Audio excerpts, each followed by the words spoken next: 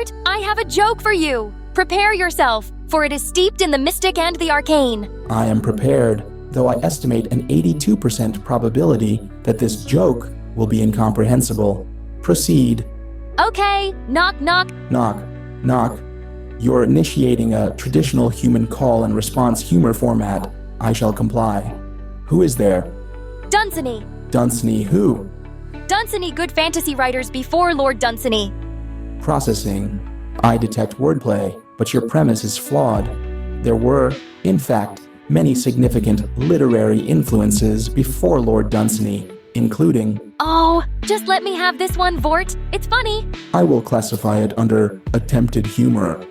You wound me. But speaking of Dunsany, let us unravel the mystery of this man who spun myths like the very gods themselves.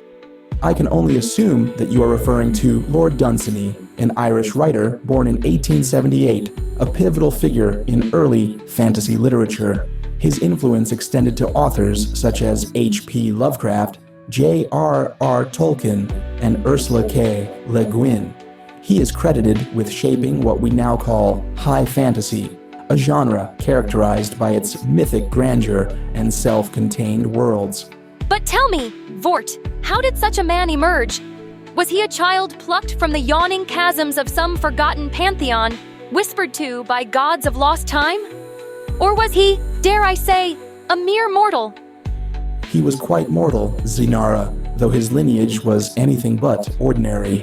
Born into an aristocratic Anglo-Irish family, Dunsany inherited the title of Baron and a vast estate in County Meath, Ireland. His family line stretched back centuries, deeply entwined with the history of Ireland and England. He was raised amidst wealth and tradition, yet his mind drifted toward the ethereal. Oh, a gilded cage that could not contain his dreams. The old estates of Europe, so many corridors where imagination might slip between the cracks of reality. Did the grand halls of Dunsany Castle shape the worlds he would later weave? Quite possibly. The castle, which had been in Lord Dunsany's family for generations, was an expansive estate filled with ancient books, relics, and history. It is said that Dunsany spent much time in its library, where he devoured mythology, folklore, and the fantastical writings of the past. These influences would later manifest in his own works, including The Gods of Pagana, 1905, which introduced a pantheon of original deities, one of the earliest instances of an entirely fabricated mythology in modern literature. A mortal who sought to forge a new pantheon. He must have been a dreamer of the highest order.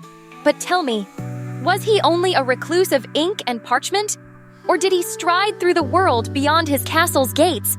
Dunsany was far from a recluse. He was a soldier, a playwright, a chess master, and an adventurer. He served in the Second Boer War, 1899 to 1902, and later in World War I. Despite his aristocratic status, he enlisted as a private in the British Army during World War I, later rising to the rank of captain. He was wounded in battle, but survived, returning to Ireland to continue his literary career. Ah, a warrior poet, a spinner of myths who also danced with the shadows of war. Did the clash of steel shape his prose, I wonder? Undoubtedly. His experience in war informed some of his later works, particularly his critiques of violence and imperialism. Yet he never lost his connection to the fantastical. While his contemporaries often embraced modernism and realism, Dunsany remained committed to the dreamlike and the mythical. Such defiance! He would not be bound by the chains of the mundane. But I sense more layers, Vort, more mysteries to unveil. Tell me of his later years. Did he fade into obscurity, or did he linger as a whisper in the minds of dreamers? Dunsany remained a prolific writer throughout his life, producing over 80 works, including short stories, novels, poetry, and plays. He was a prominent figure in the Dublin literary scene, rubbing shoulders with figures such as W.B. Yeats and Lady Gregory. Even as the world shifted towards modernist sensibilities, he continued to write in his ornate, mythic style. And when did his mortal vessel at last surrender to time's embrace? He passed away in 1957 at the age of 79. Though he is not as widely known today as some of those he influenced, his impact on fantasy literature is undeniable. He laid the groundwork for the genre's greatest architects, a legacy that carried forth to Lovecraft's cosmic horrors and Tolkien's grand epics. A dreamer who built a kingdom of words, a wanderer through the mist of lost gods.